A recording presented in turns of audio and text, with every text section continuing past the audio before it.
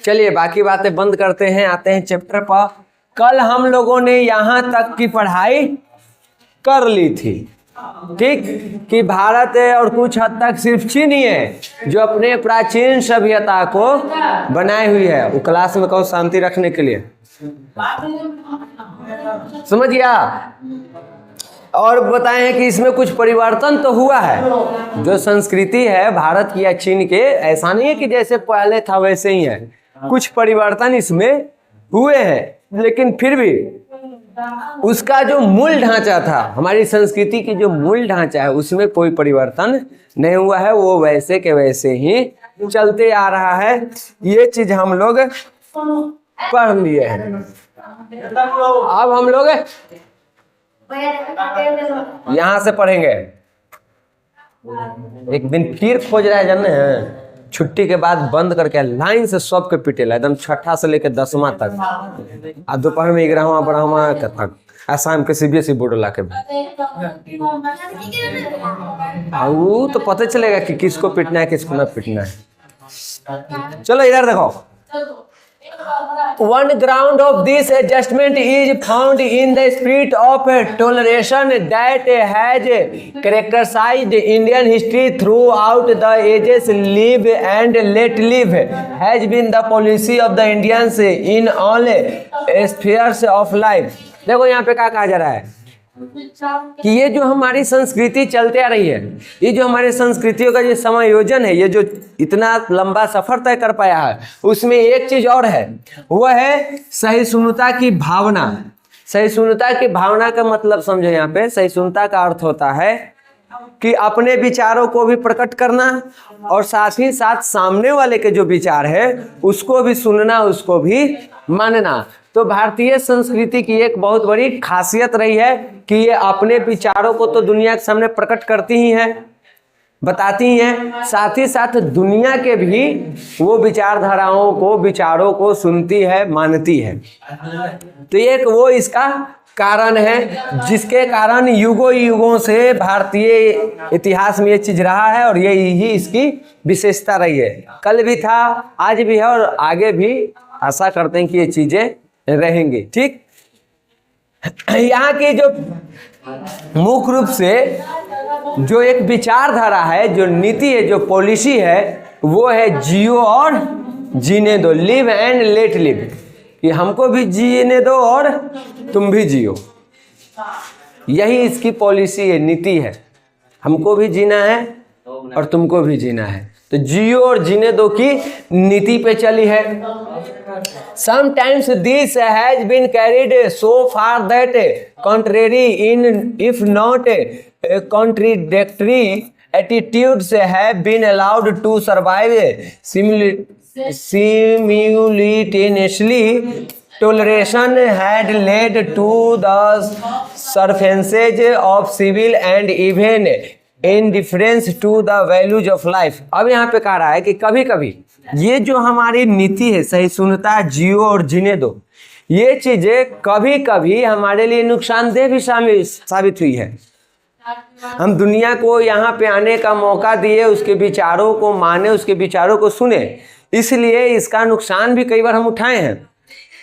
गुलामी युद्ध जैसे चीजों को भी हम झेले हैं, और उसका वजह क्या है कि हम इस नीति को और इस नीति को अपनाते हैं, सहिष्णुता और जियो और जीने दो की नीति को अपनाते हैं। तो इस कारण से कई बार हमारे यहाँ पे ये भावना इतना बढ़ गई थी, हम इतना आगे इसको लेकर के चले गए थे कि कई बार इसके नुकसान को भी झेलना पड़ा है। फिर भी कहा जाता है कि अगर इससे हम नुकसान भी झेलें तो कोई दिक्कत नहीं है, हम किसी के कट्टर आलोचक तो नहीं बने हैं।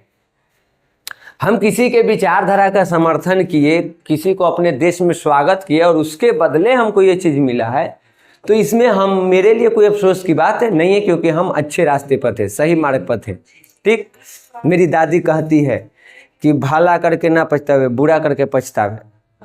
ठीक, तुम बुरा कियो तब पछताओ, किसी के लिए हम अच्छा सोचे और वही मेरे विरोध हो गया, मेरे खिलाफ हो गया, तो आपको पछताने की जरूरत नहीं है। हाँ, आप उसके लिए बुरा किए होते तब आपको पछताने की जरूरत है। तो हम तो दुनिया भर में नीति लेकर आए कि जियो और जीने दो, तुम भी जियो और हमको भी जीने दो, और दुनिया उसका गलत फायदा उठाया तो दुनिया पछताए, हम क्यों पछताए, हम तो सही मार्ग पे थे। ठीक, तो ये चीज यहाँ पे रहा है। तो कई बार ये हमको उदासीनता का जन्म दिया है, कई बार इसके नकारात्मक प्रभाव हमको देखने को मिले हैं। आगे देखो, this however is at roast the defect of a virtue, such tolerance is perhaps preferable to the fanatic devotion which leads to the denial and appreciation of all other values, but it is on। कह रहा है कि वही चीज बता रहा है कि ऐसा हुआ है कि कई बार ये जो हमारे सद्गुण हैं, ये हमारे अंदर जो सच्चे गुण हैं, वो कई बार हमारे लिए बुरा भी दोष साबित हुए, यानी कि इसका हमारे जीवन पे बुरा प्रभाव भी पड़ा है। फिर भी अगर हम ऐसी सहिष्णुता लेके चल रहे हैं, किसी का कट्टर यहाँ पे समर्थक और किसी का आलोचक नहीं बन रहे हैं, तो कहीं ना कहीं ये हमारे लिए अच्छा ही है। भले वो मेरे लिए नुकसान किया है, लेकिन फिर भी वो अच्छा चीज है। Throughout the changes of Indian history we therefore find a spirit of underlying unity which informs the diverse expressions of its life, but the unity was never a dead informity, a living unity never is। आगे कह रहा है कि इसीलिए भारतीय इतिहास के परिवर्तनों के दौरान हमें एक एकता की भावना मिलती है। ये जो हमारे अंदर सद्गुण है ना, सहिष्णुता, जियो और जीने दो, इसी के कारण आप भारतीय इतिहास को जब भी उठा करके देखेंगे तो उनमें भारतीयों के बीच एकता की भावना देखने को मिल जाएगी। समय समय पर वो अपने भावना को प्रकट कर देते हैं। कुछ ऐसी घटनाएं घट जाती है जिससे ये साबित हो जाता है कि भारतीयों में अभी भी एकता है। भले ही कई सारे मामलों में एक दूसरे के विरोधी हैं, लेकिन जब बात भारतीयता की आती है तो उनमें एकता होती है। तो ये दिखाया जाता है। ठीक, ये चीज जीवन के जो अलग अलग अभिव्यक्ति है, विचारधारा है, उस चीज को भी दिखाता है। ठीक, और एकता को भी यहाँ पे दिखाने का काम करता है। अलग अलग अभिव्यक्ति होने के बावजूद भी यहाँ पे एकता कभी भी खत्म नहीं हुई है, वो हमेशा उसी प्रकार से चलती आ रही है और उसी तरह से हम उसको आगे बढ़ा रहे हैं। समझ गए? क्योंकि यहाँ पे लिखा गया है कि सजीव एकता कभी भी निर्जीव समानता नहीं होती। ये जो लाइन है थोड़ा सा समझने के जरूरत है, इसको एक बार रुक जाओ देख लेने दो। क्योंकि सजीव एकता कभी भी निर्जीव समानता नहीं होती, ये लाइन जो है कहीं ना कहीं, सजीव एकता कभी भी निर्जीव समानता नहीं होती। देखो, समानता होता है तो दो तरह के होता है। एक होता है दिखावे वाला, दुनिया को हम दिखा रहे हैं कि हम एक समान है, लेकिन बीच में अंदर से वो समानता नहीं है। और एक होता है कि सच्ची समानता हो। सच्ची समानता आपको एकता में ही दिखेगी। अगर आप में एकता है तो समानता भी दिखेगी। अपने क्लास से ही समझो, अगर क्लास में सबको एक समान समझना है तो उसके लिए सबसे इम्पोर्टेंट है एकता। अगर आप सभी क्लास के बच्चे एकता रखते हैं तो आप में समानता भी रहेगी। तो वही बात कहा गया है कि जहाँ पे एकता सजीव हो, यानी सच में एकता हो, वहाँ पे झूठी समानता नहीं होती है। निर्जीव मरा हुआ समानता यानी झूठा समानता नहीं होता है। अगर एकता सच्ची हो तो समानता भी क्या होगा? सच्ची ही रहेगा। वही बस यहाँ पे बताया जा रहा है और भारत में वो चीज देखने को मिलता है। आगे वो कहते हैं कि unity and universality must belong to any culture that is true and vital. Now culture is a concept which cannot be simply or unitarily defined। वो कह रहे हैं कि एकता और जो सार्वभौमिकता होता है, सार्वभौमिकता मतलब जिसमें सबको एक समान समझा जाता है, तो यहाँ कहा जा रहा है कि एकता और समानता किसी भी सच्ची संस्कृति का यहाँ पे हिस्सा होना चाहिए। अगर आपके संस्कृति सच्चा है, जीवंत है, तो उसमें सबसे बड़ी चीज है कि आप में एकता और समानता, सार्वभौमिकता मतलब समानता समझो, ये दोनों चीजें होनी चाहिए। अगर ये दोनों चीजें हैं तभी आप कह सकते हैं कि आपका जो संस्कृति है वो जीवित है और सच्ची है। तो उसके लिए इन दोनों का होना बहुत जरूरी है। अब बात आएगा कि संस्कृति है क्या। तो देखो, संस्कृति एक ऐसी अवधारणा है जिसे सरल या एकात्मक रूप से परिभाषित नहीं किया जा सकता। संस्कृति को कोई एक शब्द से, एक परिभाषा से आप उसको परिभाषित नहीं कर सकते हैं। जैसे आप लोगों को हम अर्थव्यवस्था में बताए हैं कि कोई एक परिभाषा नहीं है उसको परिभाषित करने का, वैसे ही संस्कृति भी है, इसको किसी एक परिभाषा से हम परिभाषित नहीं कर सकते हैं। अलग अलग व्यक्तियों द्वारा इसके अलग अलग परिभाषा होते हैं और वो सारे परिभाषाएं सही होती है। तो वही यहाँ पे बताया गया है कि संस्कृति एक ऐसी अवधारणा, ये भी एक परिभाषा है। संस्कृति की एक परिभाषा हो गया कि संस्कृति एक ऐसी अवधारणा है जिसे सरल या एकात्मक रूप से परिभाषित नहीं किया जा सकता है। There is no single character or mark which can be regarded as the essence of distinctive feature of culture. कि यहाँ पे संस्कृति का कोई एक लक्षण या कोई एक चिन्ह नहीं है जिसके माध्यम से हम संस्कृति को डिफाइन कर दें, बता दें कि यही संस्कृति होता है। कोई एक चीज नहीं है, काफी चीजें हैं। ठीक, अब जैसे आप नाउन पढ़ते हैं तो उनमें तो है कि noun is a naming word, जितना भी नाम है उसको हम संज्ञा कहते हैं, एक ही वर्ड है। आप पढ़ते हैं, मैथ पढ़ते हैं तो 2 जोड़ 2 4 होता है, हाँ एक ही चीज, दुनिया में कहीं यही होगा। लेकिन संस्कृति का आप इस आधार पे कोई एक परिभाषा से, कोई एक चिन्ह से, कोई एक लक्षण से उसको परिभाषित नहीं कर सकते, उसकी परिभाषा आप नहीं दे सकते, क्योंकि वो काफ़ी जटिल है। अलग अलग सिचुएशन के अनुसार उसकी परिभाषा बनती है।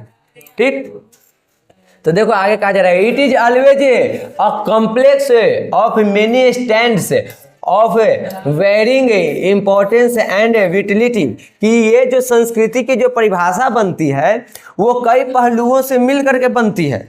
कई सारे चीज होते हैं, पढ़ाई लिखाई, रहन सहन, खान पान, रीति रिवाज, कई सारे चीजों को मिला करके तब बनता है क्या चीज, संस्कृति। और ये हर क्षेत्र में अलग अलग दिखेगा आपको, हर गांव में अलग अलग दिखेगा, हर शहर में अलग अलग दिखेगा, हर देश में अलग अलग दिखेगा। ठीक, तो ऐसे बनता है और इसका महत्व और जीवन शक्ति भी अलग अलग होती है। बता दिए भी, संस्कृति ऐसा है जो एक चीज से नहीं बनता है, कई चीजों को मिला करके बनता है और ये अलग अलग जगह पे अलग अलग प्रकार के होता है। हमारी संस्कृति में शादी विवाह, रहन सहन, जो रीति रिवाज है वो अलग है। अमेरिका की संस्कृति में वो चीज़ें अलग है, ब्रिटेन में वो अलग है, फ्रांस में वो अलग है, पाकिस्तान में अलग है, रूस में अलग है। तो जगह के अनुसार उसकी परिभाषा भी बदल जाती है। समझ गई? आगे देखो,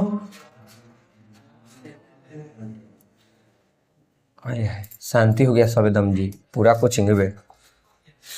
If we attempt to differentiate between culture and civilization of life which makes civil society possible, culture on the other hand is the resultant of such organization and expresses itself through language and art, through philosophy and religion, through social habits and customs, and through political institution and economic organizations। अब देखो यहाँ पे कहा जा रहा है कि संस्कृति और सभ्यता को हम कैसे कैसे परिभाषित कर सकते हैं। देखो, यदि हम संस्कृति और जीवन की सभ्यता के बीच अंतर करने का प्रयास करें, संस्कृति थोड़ा सा अलग होता है और सभ्यता उससे थोड़ी अलग, दोनों में थोड़ा सा के अंतर होता है। तो अगर हम इसका समझने का प्रयास करें कि दोनों में अंतर क्या है, तो यहाँ बताया गया कि जो नागरिक समाज को संभव बनाती है, तो दूसरी ओर संस्कृति ऐसे संगठन का परिणाम है और भाषा और कला, दर्शन, धर्म, सामाजिक आदतों और रीति रिवाजों तथा राजनीतिक संस्थाओं और आर्थिक संगठनों के माध्यम से समय को अभिव्यक्त करती है। देखो, अगर आपको संस्कृति और जो सभ्यता है उसके बीच अंतर करना है, तो कहा गया है कि यहाँ पे आपको क्या करना होगा, आपको संस्कृति को देखने के लिए भाषा, कला, दर्शन, धर्म, सामाजिक आदत, रीति रिवाज, जो राजनीति है, आर्थिक व्यवस्था है, उन सारी चीज़ों को देखना होगा वो कैसे काम करता है, और तब आप जा करके वहाँ की संस्कृति और वहाँ की सभ्यता में अंतर कर पाइएगा। ये संस्कृति और सभ्यता मिल करके नागरिक को और समाज को एक सही रूप देती है, एक सही आकार देती है, एक सही मार्ग देती है। ठीक, तो उस चीज को अगर आपको समझना है तो उसके लिए आपको क्या करना होगा, वहां की इन सारी चीजों को आपको समझना होगा, तभी आप किसी क्षेत्र के, किसी स्थान के संस्कृति और वहां की सभ्यता के बीच में आप अंतर कर पाइएगा। समझ गए? आगे है, not one of them is separately culture but collectively they constitute the expression of life which we describe as culture. Culture is the influence of civilisation. आगे करा है कि इनमें से कोई भी अलग से संस्कृति नहीं है। किसी एक को अलग करके हम संस्कृति की परिभाषा नहीं दे सकते हैं, बल्कि सबके जब एक समूह में बांधते हैं तो उससे हमारी संस्कृति की पता चलती है कि कैसी संस्कृति है, कैसी यहाँ की सभ्यता है। समझ गए? ये सभी एक सामूहिक रूप से होते हैं और सामूहिक रूप से ही संस्कृति का, अभिव्यक्ति का या जो भी चीजें हैं उसका निर्माण करती है, और इसी के सम्मिलित रूप को ही हम क्या कहते हैं? संस्कृति कहते हैं। ये सारी चीजें जब मिलती है, इन सारी चीजों को जब हम समझते हैं, तब जाकर के हम किसे समझते हैं? संस्कृति को समझते हैं। और जब संस्कृति को समझते हैं तब हम उसमें सभ्यता को समझ पाते हैं, और जब दोनों को समझ जाते हैं तो दोनों में फिर हम अंतर कर पाते हैं। समझ गई? इसलिए बिल्कुल ऐसे है कि जब तक तुम नाउन नहीं समझोगी तब तक तुम प्रोनाउन नहीं समझ सकती हो। ठीक? सीधे प्रोनाउन पढ़ोगी तो तुमको समझ में नहीं आएगा। पहले आपको क्या पढ़ना होगा? नाउन पढ़ना होगा। नाउन को पढ़ने के लिए आपको अलग अलग चीजें जो है, वस्तुओं के नाम है, उसके जो भी काइंड्स हैं उसको पढ़ना पड़ेगा, पांचों। उसको पढ़ के तब उसको समझिएगा, और उसके बाद फिर आप प्रोनाउन पढ़िएगा तो प्रोनाउन समझिएगा। और जब दोनों समझ जाइएगा तो आप नाउन और प्रोनाउन के बीच अंतर खुद ही कर दीजिएगा। तो वैसे यहाँ है, ये है तुमको मान लो एक संस्कृति का अपना काइंड्स, प्रकार। इन सारी चीजों को जब आप पढ़िएगा तो संस्कृति पढ़िएगा, संस्कृति पढ़िएगा तब आपको सभ्यता समझ में आएगी। जब सभ्यता और संस्कृति दोनों समझ में आ जाएगा तो दोनों के बीच अंतर भी कर लेंगे। समझ गए?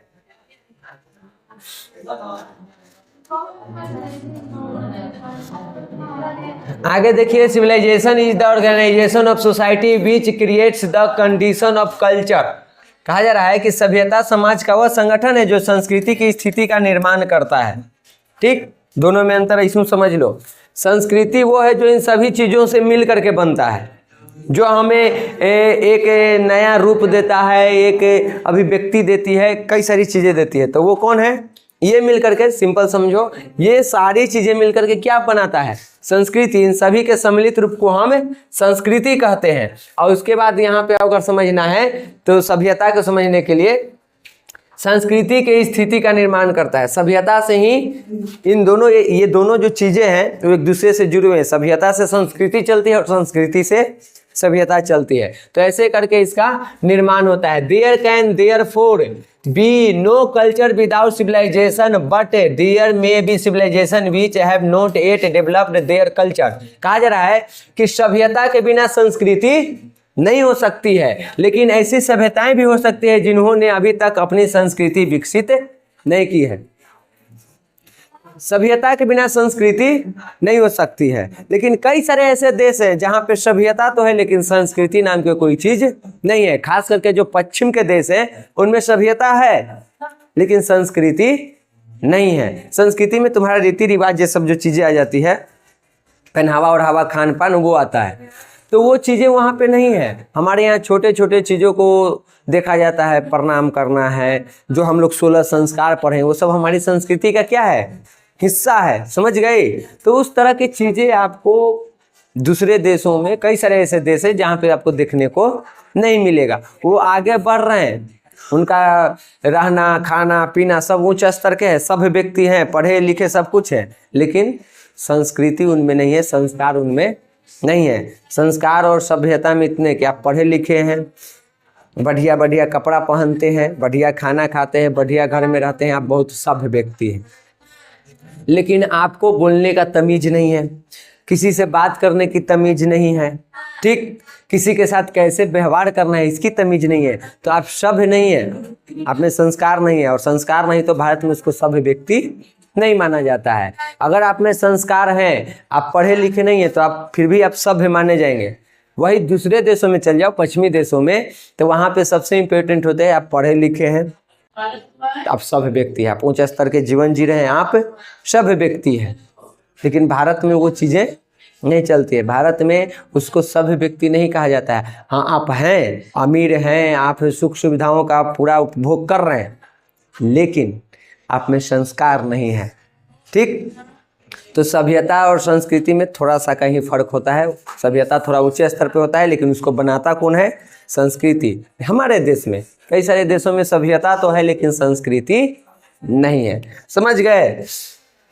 देखो आगे कहा जा रहा है कि perhaps what is more often the case is that there are civilized people among whom only a small section has achieved culture. We have therefore had and still have races and nations that are civilized. यहाँ पे कहा जा रहा है कि शायद ही अक्सर ऐसा होता है कि कुछ सभ्य लोग होते हैं जिनमें से केवल एक छोटा सा वर्ग ही संस्कृति प्राप्त कर पाता है। सभ्य तो होते हैं लेकिन संस्कृति नहीं होती है, संस्कार नहीं होता है। ठीक, इसलिए हमारे पास सभ्य जातियां और राष्ट्र रहे और आज भी हैं। लेकिन अगर हम अपने पास बात करें तो हमारे पास सभ्य जाति भी है, हमारे पास संस्कृति भी है, हमारे पास दोनों चीजें हैं। हाँ, उसमें कुछ वर्ग ऐसे हैं जिनके पास संस्कृति है, संस्कार है, लेकिन सभ्य जिसको कहा जाता है वो चीजें न हो। कई सारे ऐसे लोग हैं जो सभ्य तो हैं लेकिन उनमें संस्कार संस्कृति न हो। तो दोनों चीजें हैं लेकिन वो बना हुआ है अभी तक। आगे है ये सुन ला, कल तुमने हमारे से बंद करवा दिया था रे, लास्ट घंटे रहता तक खत्म कर देते। But expect for India we have not yet had any nation or race that could be regarded as culture in all its section and classes. For here in India culture is almost extensive as civilisation. कहा जा है कि लेकिन भारत को छोड़कर अब तक ऐसा कोई देश, कोई जाति नहीं रही जिसने अपने सभी वर्गों और समुदायों को समान रूप से सब और संस्कृति या संस्कृत जो भी है वो कहा जा सके। सिर्फ भारत ही एक ऐसा देश है जहाँ पे आपको सभ्यता भी मिल जाएगी और संस्कृति भी मिल जाएगी। सुसंस्कृत व्यक्ति हैं यानी संस्कारों से भरे और सभ्यताओं से भरे आपको कहाँ मिलेंगे? भारत में मिलेंगे। भारत में संस्कृति लगभग उतनी ही व्यापक है जितनी की सभ्यता समय है। जितना बड़ा यहाँ के सभ्यता है उतनी ही बड़ी यहाँ की संस्कृति है। दोनों लगभग उतना ही बड़े हैं। समझ गए? आगे देखो, The experience of European countries gives us cases of civilization without culture. In India, on the other hand, even the casual tourist has observed that the difference between the masses and classes is not one of quality and can be explained in terms of information and opportunity. कहा जा रहा है कि यूरोपीय देशों के अनुभव हमें ऐसी सभ्यताओं का अनुभव कराती है। जब यूरोपीय देशों में हम घूमते हैं, जाते हैं, अभी हम जो पश्चिमी देश बोले उसी की बात कर रहे थे, तो वहाँ पे आपको ये महसूस हो जाएगा कि वहाँ पे सभ्यता तो है लेकिन संस्कृति का अभाव है, संस्कृति की कमी है, संस्कृति नहीं है। सभ्य है लेकिन संस्कृति नहीं है। ये आप यूरोपीय देश में जाएंगे, घूमेंगे, खुद वो एहसास हो जाएगा, मैचिंग नहीं होगा। ऊंचे ऊंचे बिल्डिंग, हाई लेवल के यानी उच्च स्तर के जीवन जीने वाले लोग मिल जाएंगे, लेकिन वहाँ पे जो हमारे अंदर की जो संस्कृति है, जो संस्कार है, वो चीज़ आपको देखने को नहीं मिलेंगे। वही अगर आप बात करें भारत के, तो भारत में एक साधारण सा कोई टूरिस्ट भी घूमने आता है, जैसे आप विदेश गए, यूरोपीय देशों में घूमे, वैसे ही कोई वहाँ से यहाँ घूमने आता है तो वो व्यक्ति भी यहाँ पे अंतर कर लेगा, वो पता कर लेगा कि यहाँ पे आम जनता उच्च वर्ग के बीच अंतर जो है वो गुणात्मक नहीं है। ठीक, यहाँ पे वो संस्कृति को अनुभव कर लेगा, बल्कि केवल जानकारी और अवसर के अंतर से समझाया जा सकता है। यूरोप में स्थिति अक्सर इसके विपरीत होती है। वहाँ की स्थिति जो है हमारे यहाँ की स्थिति से बिल्कुल विपरीत होती है। वहाँ जनता और अभिजात वर्ग के बीच गुणात्मक अंतर इतना अधिक होता है कि उसने कई प्रबल लोकतंत्र समर्थकों के विश्वास को भी हिला दिया है। हमारे देश में जो है, जो भी अंतर है, ऐसा नहीं है कि हमारे देश में अंतर नहीं है, लेकिन ये जो अंतर है वो गुणात्मक नहीं है, गुण के आधार पे अंतर नहीं है। लेकिन वही आप यूरोपीय देशों में जाएंगे, जो भी पश्चिमी देश वहां पे जाएंगे, तो वहां पे अंतर गुणात्मक देखने को मिलेगा, गुण के आधार पे अंतर देखने को मिलेगा। लेकिन हमारे यहाँ ऐसा नहीं है। तो ये चीज है जो कि एक अंतर देखने को मिलता है। कहाँ में? एक भारत में और एक यूरोपीय देशों में। समझ गए? पूरा होमवर्क ये कंप्लीट कर लो हो कुटुंब।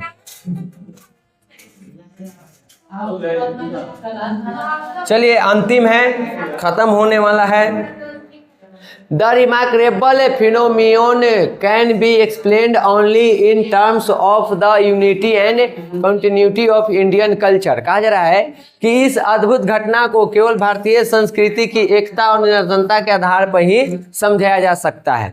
ये जो सभ्यता और संस्कृति है, अगर संस्कृति को समझना है तो उसके लिए आपको क्या पढ़ना होगा? भारतीय संस्कृति को पढ़ना होगा। भारतीय संस्कृति में जो एकता है और ये लगातार जो बनते आ रहा है उसको आपको समझना होगा। उसी के आधार पे आप संस्कृति को समझ सकते हैं, इन घटनाओं को समझ सकते हैं। Unity is in one sense the common characteristic of all culture. कहा जा रहा है कि एकता एक अर्थ में सभी संस्कृतियों की समान विशेषता है। ठीक, ये एकता को दिखाता है। ये एकता जो है वो संस्कृति को ही दिखाता है। संस्कृति है तो एकता रहेगी, एकता है तो संस्कृति रहेगी, तो वो चीज को दिखाता है। What specially distinguishes the culture of Indian is it's unbroken continuity। Here there have been no violent or sudden breaks, but on the contrary a steady growth and extensions of culture which has gradually permeated every class and section of society।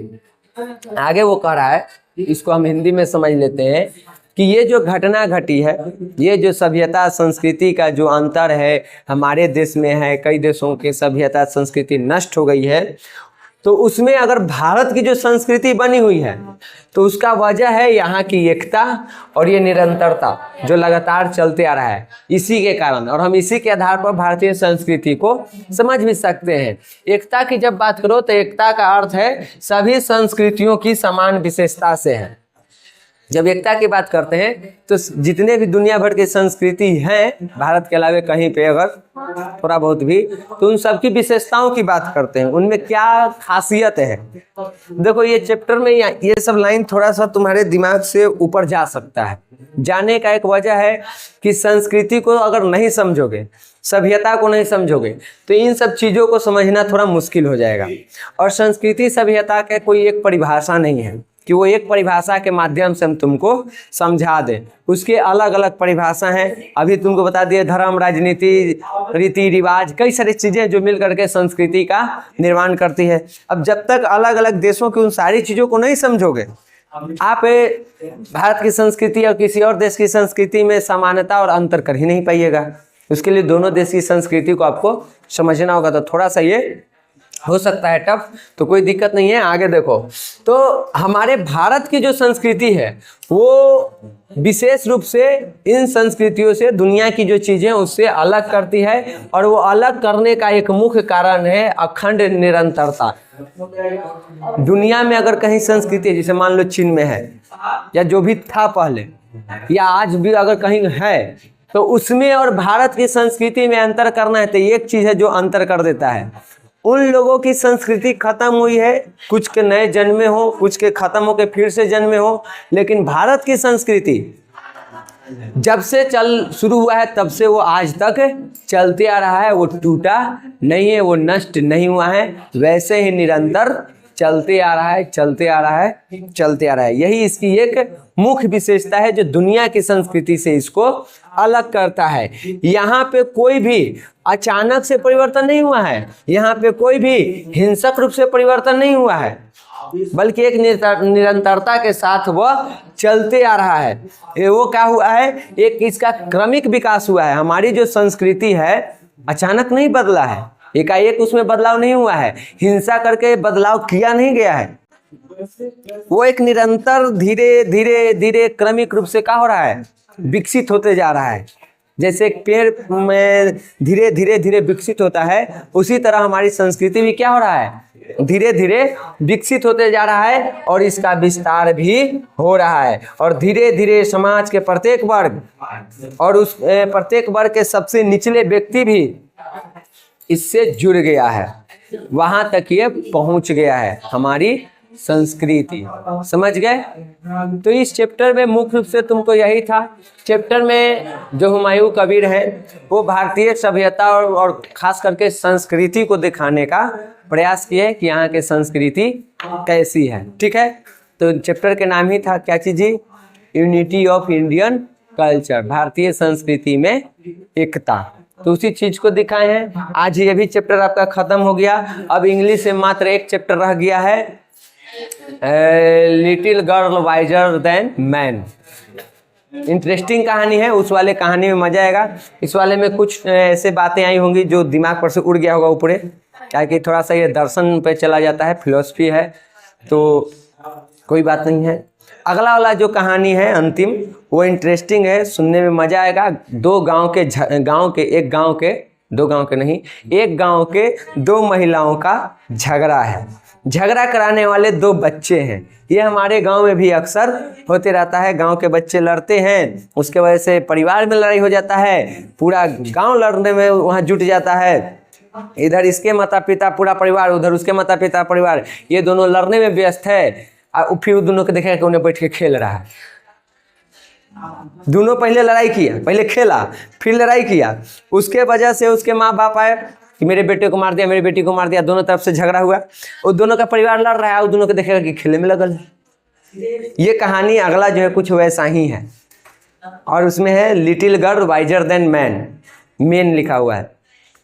तो जो छोटी बच्चियां हैं, दो गो लड़की लोगों से ज्यादा चालाक है, ठीक, ज्यादा बुद्धिमान है। तो कहानी इंटरेस्टिंग है। अगले सप्ताह में उसको भी हम देखेंगे और खत्म कर देंगे। अगले सप्ताह में कहिया होगा, शुक्रवार शनिवार हो। आज कितना है, 15, मतलब 22 के। एक दिन की वो कहानी है, एक के दिन में खत्म कर देंगे। 22 के शायद आप लोगों को तो बंदे रहे, सुबह पढ़ा देंगे, देखते हैं। 22 के कुछ है।